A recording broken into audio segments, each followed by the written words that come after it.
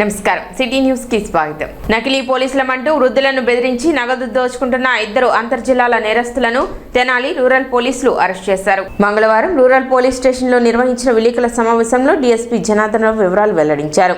చీరాలకు చెందిన Kavati Kiran Kumar, Sadupati Murali Pulsar bike పై తిరుగుతూ గంజాయి తనిఖీ పేరుతో వృద్ధులను భయపెట్టి నగదు దోచుకుంటున్నట్లు తెలిపారు. ఈ నెల 7న నందివెలుగు వద్ద మల్లికార్జున రెడ్డి నుండి 50,000 రూపాయల నగదు, దుగ్గిరాల పరిధిలో మహమ్మద్ ఫారూక్ నుండి 7,000 రూపాయలు దోచుకున్నారని చెప్పారు. సాంకేతిక ఆధారాలతో నిందితులను గుర్తించిన పోలీసులు వారిని అరెస్ట్ చేసి 57,000 రూపాయల నగదు, నేరానికి ఉపయోగించిన పల్సర్ బైక్ ను స్వాధీనం చేసుకున్నారు. ప్రధాన నిందితుడు కిరణ్ కుమార్ పై గతంలో సుమారు 12 కేసులు ఉండగా, రెండో నిందితుడు మురళి గతంలో బీఎస్ఎఫ్లో సుమారు 12 సంవత్సరాలు పనిచేసి ఉద్యోగం వీడి కిరణ్ కుమార్తో కలిసి నేరాలకు పాల్పడుతున్నట్లు విచారణలో వెల్లడైందన్నారు. కేసును ఛేదించిన రూరల్ ఎస్ఐ కె ఆనంద్, సిబ్బందిని సిఐ నాయబ్ రసూల్ను డీఎస్పీ అభినందించారు. ఈ నెల 7వ తారీఖు మధ్యాహ్నం 12 గంటల సమయంలో కొల్లిపర మండలానికి చెందిన మల్లికార్జున రెడ్డి, వయసు 72 సంవత్సరాలు అనే ఒక పెద్ద ఆయన తన స్కూటీలో నందివెలుగులో వరి అమ్మిన డబ్బులు 1,60,000 రూపాయలు డిక్కీలో పెట్టుకొని వస్తున్నాడు. ఆటో నగర్ దగ్గరికి వచ్చేటప్పటికి 2 వ్యక్తులు పల్సర్ బైక్తో అతన్ని అడ్డగిచ్చి ఆపి మేము పోలీసులు, నువ్వు బండి రికార్డు చూపించు, నీ దగ్గర గంజాయి ఉందని మాకు సమాచారం వచ్చిందని డిక్కీ ఓపెన్ చేయించారు. డిక్కీ ఓపెన్ చేయని క్రమంలో ఈ డబ్బులు చూసి అందులో ఒక 50,000 రూపాయలు అతని దగ్గర బలవంతంగా తీసుకొని ఎవరికైనా చెప్తే చంపేస్తామని బెదిరించి టువర్డ్స్ దుగ్గిరాలు వెళ్ళిపోయారు. ఆ వెళ్ళిన క్రమంలో అతను మన పోలీస్ స్టేషన్కి వచ్చి రిపోర్ట్ ఇవ్వడం జరిగింది. దాని మీద తెనాలి రూరల్ పోలీస్ స్టేషన్లో ఫేక్ పోలీసు ఎక్స్టార్షన్ కింద కేసు నమోదు చేసి దర్యాప్తు చేయడం జరిగింది. ఈ దర్యాప్తులో సాంకేతిక పరిజ్ఞానం ఉపయోగించి CCTV కెమెరాల్లో వాళ్ళ ఫోటోలు సేకరించిన మీదట వారు బాపట్ల జిల్లా చీరాల పట్టణంలోని రామ్నగర్ ఏరియాకి చెందిన కావటి రవికిరణం, సాదుపాటి మురళి అని గుర్తించడమైంది.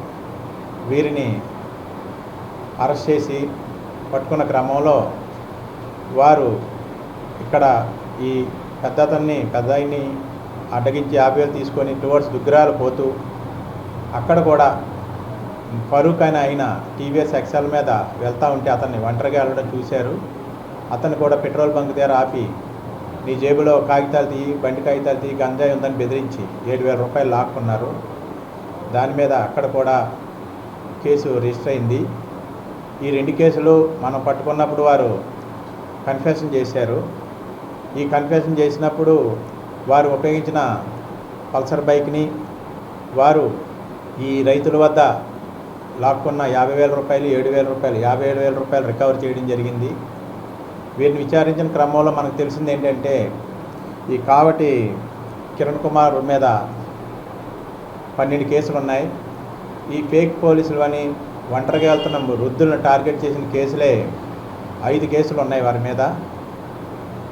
ఇవన్నింటినీ పరిగణలో తీసుకొని వారిని అరెస్ట్ చేసి ఈరోజు రిమాండ్ నిమిత్తం కోర్టు వారి ముందు హాజరుపరచడం జరుగుతూ ఉంది. కాబట్టి వృద్ధులు, పెద్ద వయసు వారు డబ్బులతో కానీ నగలతో కానీ ఎక్కువ ప్రయాణం చేయొద్దు. ఎవరొకరు తోడు తీసుకొని వెళ్ళాలి. లేని పక్షంలో వీళ్ళు ఇట్లాగే టార్గెట్ చేసి అందరినీ కూడా దోచుకోవడం జరుగుతూ ఉంది. తెనాలి మండలం మల్లిపాడు గ్రామంలో వ్యవసాయ శాఖ ఆధ్వర్యంలో పొలం పిలుస్తుంది కార్యక్రమం నిర్వహించారు. ఈ కార్యక్రమంలో ఏడీ రాగల విజయ్ బాబు, వ్యవసాయ అధికారి సుధీర్ బాబు పాల్గొని రైతులతో సమావేశమయ్యారు. ప్రస్తుత పంటల పరిస్థితి, సాగులో తీసుకోవాల్సిన జాగ్రత్తలు, ఎరువులు, పురుగుమందుల సమతుల్య వినియోగం, చీడపీడల నివారణ, నీటి యాజమాన్యం వంటి అంశాలపై రైతులకు అవగాహన కల్పించారు.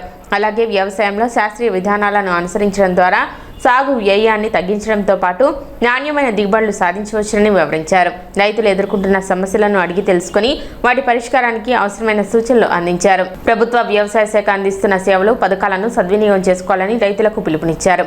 కార్యక్రమంలో స్థానిక రైతులు, వ్యవసాయ శాఖ సిబ్బంది పాల్గొన్నారు.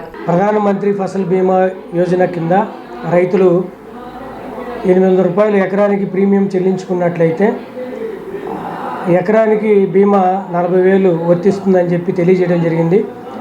దీనికి ముఖ్యంగా రైతులు సబ్మిట్ చేయవలసిన డాక్యుమెంట్స్, ఎన్రోల్ చేసుకోవడానికి ప్రాసెస్ మీద ఏంటంటే పట్టాదారు పాస్ పుస్తకము, ఆధారు, అట్లాగే బ్యాంక్ అకౌంట్ పాస్ పుస్తకము, క్రాప్ సోన్ సర్టిఫికేట్ మరియు సెల్ఫ్ డిక్లరేషన్. ఈ డాక్యుమెంట్స్ మీ సేవా సెంటర్ల ద్వారా కానివ్వండి, అట్లాగే కామన్ సర్వీస్ సెంటర్ల ద్వారా ఎన్రోల్ చేసుకోవాల్సిందిగా రైతు సోదరులకు వివరించడం జరిగింది. అట్లాగే ఆగస్టు 15 లోపు ఈ ప్రీమియం చెల్లించిన రైతులకి ఈ యొక్క ప్రధానమంత్రి ఫసల్ బీమా యోజన పథకం అనేది వర్తిస్తుంది. కాబట్టి ఇప్పుడున్నటువంటి ఎల్నినో ప్రభావం పరిస్థితుల్లో, అంటే వర్షాభావ పరిస్థితుల్లో ఈ యొక్క స్కీము రాబో రోజుల్లో ఉపయోగపడే విధంగా ఉంటుందని చెప్పి దీని మీద ఒక అవగాహన కార్యక్రమం అనేది నిర్వహించడం జరిగింది. అట్లాగే ఎరువుల పరంగా రైతులకి ఈ ఏపీఎంస్ అనే యాప్ ద్వారా మనం ఏదైతే పంపిణీ చేస్తున్నామో చాలా వరకు ఇది పారదర్శకంగా చక్కగా రైతులు కావాల్సిన టైంలో వారికి రావాల్సిన కోట అనేది తీసుకోవడం జరుగుతున్నాయి. అట్లాగే చిన్న చిన్న సాంకేతిక లోపాలు ఏమైనా ఉన్నా కూడా మనం సవరించుకుంటూ వెళ్తున్నాము. మన తెనాలి మండలానికి సంబంధించి 15 RSKలో కూడా మనకి యూరియా, DAP అనేది అందుబాటులో ఉంచడం జరిగింది. అట్లాగే సొసైటీలోనైతేనేమి, ప్రైవేట్ షాపుల్లో కూడా మనకి ఎక్కడ కూడా కొరత అయితే లేదు. కాకపోతే రైతులు కొంతమంది ఇంకొక 2-3 బస్తాలు అదనంగా ఇస్తే బాగుంటుందని చెప్పి వారి యొక్క అభ్యర్థనను తెలియజేశారు. అది రాబో రోజుల్లో ఏమన్నా మనము పై అధికారుల దృష్టికి తీసుకువెళ్ళి ఆ సమస్యను కూడా పరిష్కరించే అవకాశం చూస్తామని చెప్పాము. అదేవిధంగా మనం ఓన్లీ యూరియా, DAP మాత్రమే యాప్ ద్వారా ఇవ్వడం జరుగుతుంది. మనకి మార్కెట్లో SSS కానివ్వండి, కాంప్లెక్స్ ఎరువుల రూపంలో మనకి ఫ్రీగానే దొరుకుతాయి. అంటే అది యాప్ పరంగా ఏమీ ఆంక్షలు అయితే లేవు. కాబట్టి ప్రత్యామ్నాయంగా కూడా మనం DAP నానో కానీ, నానో యూరియా కానీ, SSS కాంప్లెక్స్ లాంటివి ఇతరత్ర కూడా మనం వాడుకొని ఈ నేల సారవంతాన్ని పోగొట్టుకోకుండా మనము ఈ యొక్క ఎంత అవసరమో అంత మోతాదులోనే ఎరువులు వినియోగం జరిగితే రాబో రోజుల్లో పంటలు, నేల ఆరోగ్య పరిస్థితి మెరుగుపడుతుందని చెప్పి రైతులకి అవగాహన కల్పించడం జరిగింది. కటివరం గ్రామంలోని జెడ్పీ హై స్కూల్లో 2025-26 విద్యా సంవత్సరానికి సంబంధించిన 10వ తరగతి పబ్లిక్ పరీక్షల్లో ప్రథమ, ద్వితీయ, తృతీయ స్థానాలు సాధించిన విద్యార్థులను లైఫ్ కేర్ ఫౌండేషన్ ఆధ్వర్యంలో మంగళవారం సన్మానించి నగదు ప్రోత్సాహకాన్ని అందజేశారు. ప్రథమ స్థానం సాధించిన గుమ్మడి అస్మిత, ద్వితీయ స్థానం సాధించిన అంగిరేకుల సంజన, తృతీయ స్థానం సాధించిన కోనల హారికలకు 2000 రూపాయల చొప్పున లైఫ్ కేర్ ఫౌండేషన్ అధ్యక్షురాలు మధు కోనేరు నగదు బహుమతిని అందజేశారు. ఈ సందర్భంగా మధు కోనేరు మాట్లాడుతూ ప్రతిభ కనపరిచిన విద్యార్థులను ప్రోత్సహించేందుకు ఈ కార్యక్రమాన్ని నిర్వహిస్తున్నామని తెలిపారు. ఇలాంటి సేవా కార్యక్రమాలకు ఎమ్మెల్సీ ఆలపాటి రాజేంద్ర ప్రసాద్ స్ఫూర్తిగా నిలిచారని, భవిష్యత్తులో మరిన్ని కార్యక్రమాలు చేపడతామని చెప్పారు. పాఠశాల ప్రధానోపాధ్యాయుడు శ్రీధర్ మాట్లాడుతూ విద్యార్థులను ప్రోత్సహించే లక్ష్యంతో లైఫ్ కేర్ ఫౌండేషన్ చేపడుతున్న కార్యక్రమం అభినందనీయమని పేర్కొన్నారు. ఈ కార్యక్రమంలో ఫౌండేషన్ సభ్యులు మధిర రాజు, భాస్కర్ నాయుడు, సాంబశివరావు, ఆశాతో పాటు పలువురు పాల్గొన్నారు. Life care education and health foundation ద్వారా 10th పరీక్షల్లో పాస్ అయిన విద్యార్థులకి ప్రతి ఒక్కరికి 2000 రూపాయల చొప్పున ఇవ్వడం జరుగుతుంది. నాకు ఈ ఆలోచన రావడానికి స్ఫూర్తి మా నాయకుడు ఎమ్మెల్సీ ఆలపాటి రాజేంద్ర ప్రసాద్ గారు అని తెలియచేసుకుంటున్నాను. సో విద్యార్థులందరూ కూడా మంచిగా చదువుకుని మంచి ఆలోచనలతో పైకి రావాలని కోరుకుంటూ భవిష్యత్తులో ఇలాంటి కార్యక్రమాలు ఎన్నో చేస్తామని తెలియచేసుకుంటున్నాను. Thank you.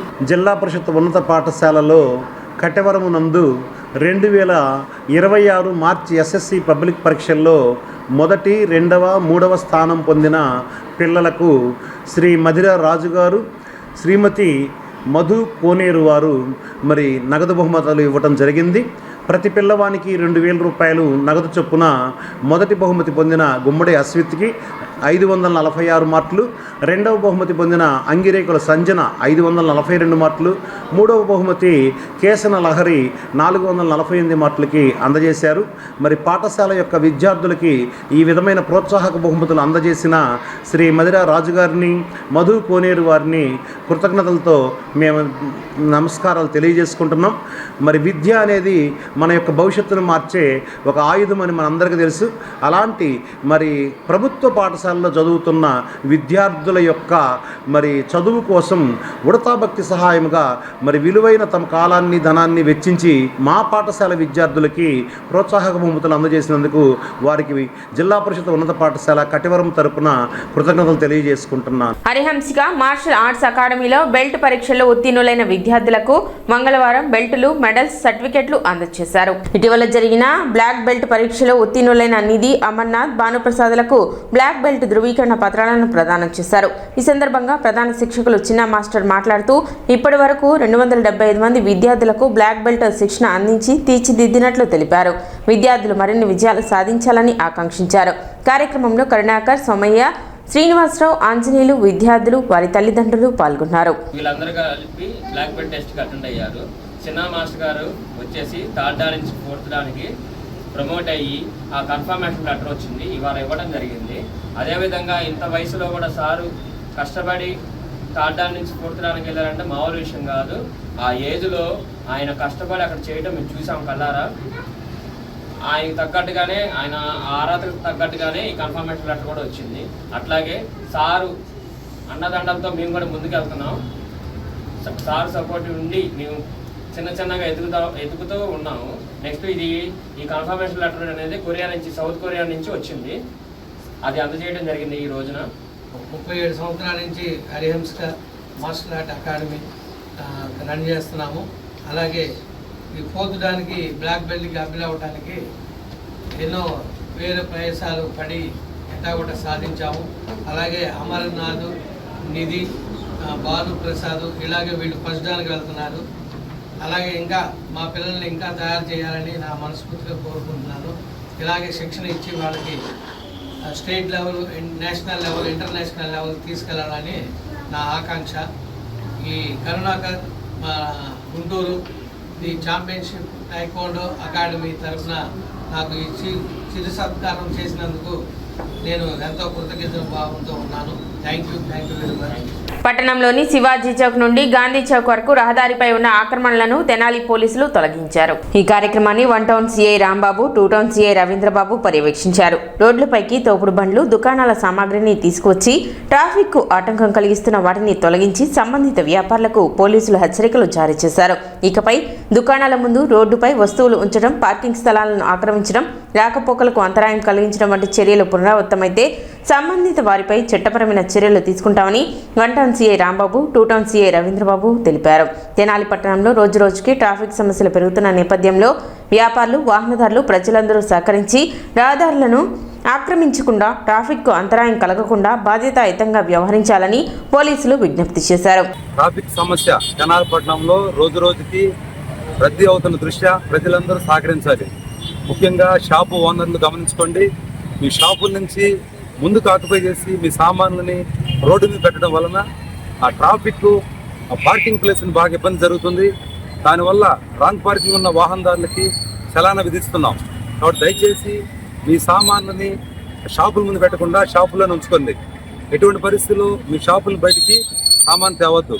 అదేవిధంగా వాహనదారులు గమనించండి, పార్కింగ్ ప్లేస్లో మాత్రమే పార్కింగ్ జరగాలి. అంతేగాని ఎక్కడ పడితే అక్కడ పెట్టి ట్రాఫిక్ ఇబ్బంది కలిగించవద్దు. ప్రజలందరూ ఇలా సహకరిస్తేనే ట్రాఫిక్ మనము జీరో ట్రాఫిక్గా చూసుకోగలం. కాబట్టి పట్టణంలో ప్రజలందరూ చక్కగా సహకరించి మాకు పోలీసు అందరికీ సహకరించి కోరుచున్నాం. సిటీ న్యూస్ ఇంతటితో సమాప్తం. నమస్కారం.